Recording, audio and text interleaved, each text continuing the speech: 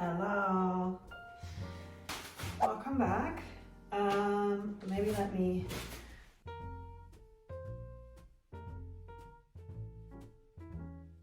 Hello. This is a good trick. If you need to paint over several days and you don't want to wash out the brushes because you need them and they won't be dry by the next day, a very interesting little trick that my mom taught me, which is to wrap them in, is it saran wrap? Yes, it's called saran wrap, I think. But make sure that you wrap them really tightly and that like there's no air, because otherwise it will still harden. And this one is fresh. It's not looking great and we're gonna have to mix this.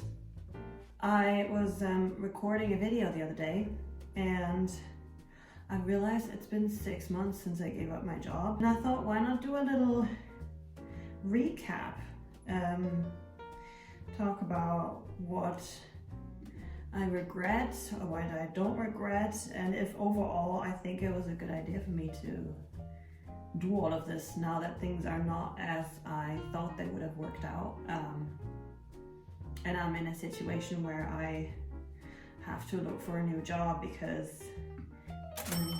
right, this video is about my first 6 months being unemployed and having quit my job, left London, left my friends group, left everything behind to pursue creativity and how it's going and stuff like that.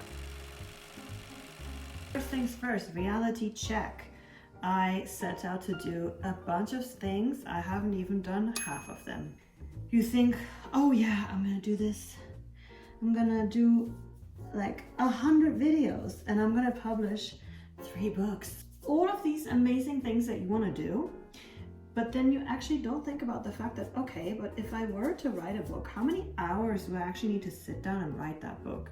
How many hours do I actually need to do even one single YouTube video? Just everything takes a lot longer than you anticipate, and especially when you're doing something that you haven't done before, such as doing YouTube videos, you realize, oh, making a YouTube video doesn't cost 3 hours every video. No, it costs more like 15 hours. Things don't work because you can't figure out how to do this or that function, and so you start Googling, and it takes you an hour of Googling to realize, oh, the software you bought doesn't offer this functionality. Great stuff. Yeah. Reality of things is that you probably overestimated everything that you can do. Another thing which I now think I should have done is not just plan, okay, by the end of the year I'm gonna have done all of these amazing things, but more to think, okay, this is like the overall 6 months plan. What is my plan for the first 3 months, the first month? Like, break it really down to smaller time chunks so that you can really understand, okay, how much is it actually going to take to get this done? Something else that I underestimated was the emotional work, or mental, should I say, mental work I had to do. I hadn't dealt with my mental state and I hadn't addressed the deeper underlying issues I was having. So I was already in a quite fragile state, and that's when more things happened and I was forced to deal with other demons that I hadn't confronted about myself. And so this was another, I don't want to say huge setback because it wasn't, but more sort of like another focus I had to place and another something else I had to address before I could like do all of the creative stuff I wanted to do. Chapter 4 of Regrets or No Regrets. Chapter 4, no, it's chapter 3, equipment. So I wanted to do YouTube. I had researched what people were saying online, and they all said like, oh, just use your phone, you know, just it's fine, just you don't need to buy equipment. I agree and I disagree. I agree because I don't want people to feel discouraged and say, oh, I need to buy really expensive camera gear before I can get going. No, you can literally start with anything that you have. However, I noticed also very quickly that the equipment I had was very much outdated. I recorded 5 or 6 videos for my first YouTube video, and the first 4 I was not in focus because literally I couldn't see that I wasn't in focus. I think I released 5 videos on that camera, and then I was like, this is not, like, I don't enjoy what I'm doing. I don't like filming with this huge clunky camera that can't even like see me. You need to make sure that you have good equipment and that you can film with it and stuff like that, but at the same time you don't need to invest in, you know, having a phone that records and a GoPro and then a stable camera and then this and that and all of these things. Lesson 4, unfortunately, expect to be in situations where you will be tested and where your motivation and dedication will inevitably dwindle.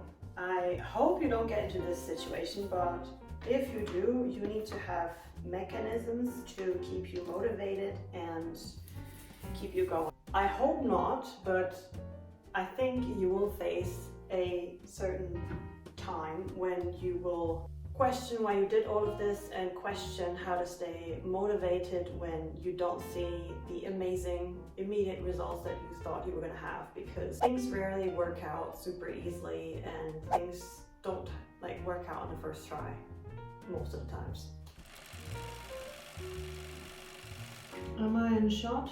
I am in shot. Hallelujah. I apologize for the camera angle. Was that lesson 4? I think it was lesson 4. Lesson 4? Lesson 5, and I knew this, but it still hit me. You are going to run out of money quicker than you thought, because there will be unexpected expenses and you'll have to adapt. I would actually combine it and say it's not just about running out of money faster than you thought you would, but rather also you have to be flexible and adapt to how things evolve. You have to be flexible in general.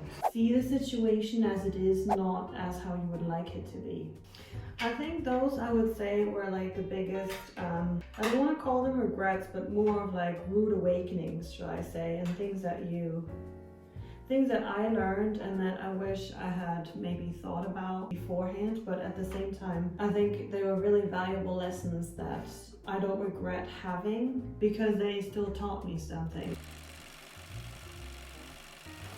So question, having had all of these epiphanies, let me get down. I find myself now in a situation where I have to look for a new job and I'm going back to London. So do I regret giving up my job in the first place? I mean, there are people who might say, shouldn't you have stuck with the job if you didn't manage to do everything you were supposed to do during your time off, so you could kind of see it as a failure? And at the same time, you also decided that you want to move back to London, so how do you justify that in your head? I don't think of myself as a failure. I don't think of this break being a failure. I don't regret anything because it taught me so much about myself. It taught me so much about what I really want in life, and if anything, it has reaffirmed my belief and my desire. So no, I don't regret anything. No, I don't regret my decision. And no, I don't regret how it turned out. I do regret not having addressed certain things that were cropping up in my well-being before, because then maybe I wouldn't have been in that headspace that I was in September, and I wouldn't have had to deal with it then, and also maybe it wouldn't have become such a big issue. It might have been a smaller issue that I would have managed maybe better if I had addressed it earlier on. I really look forward to the next chapter, even if it is back in the corporate world, but I have promised myself that it won't be a long stint. If anything, I've learned that things take time and things cost more money than you thought it did, and life inevitably gets in the way of your ideas, so you just have to be flexible and adapt. And even though I would love to say by the end of this year, yes, I'm going to quit my job and definitely not go back to the corporate world because I make so much money from YouTube that I can live off it and life is good and I'm going to be on Oprah next week. I don't think that's going to happen. I hope it does, but yeah, I think I have to just keep grinding and not worry so much about being there, but rather enjoy the grind while I'm in the grind and kind of fall in love with the process more than the end result, and hopefully everything else will fall into place. Thank you for watching this video. Thank you for keeping me company while I paint this wonderful closet. I actually feel much better having talked to the camera about it, even though nothing's really changed, I guess, other than me having shared. And maybe that's also part of the learning, is that maybe I should share more. Make sure to like and subscribe if you feel that way. And if not, that's also okay. See you soon back on my channel. Ciao!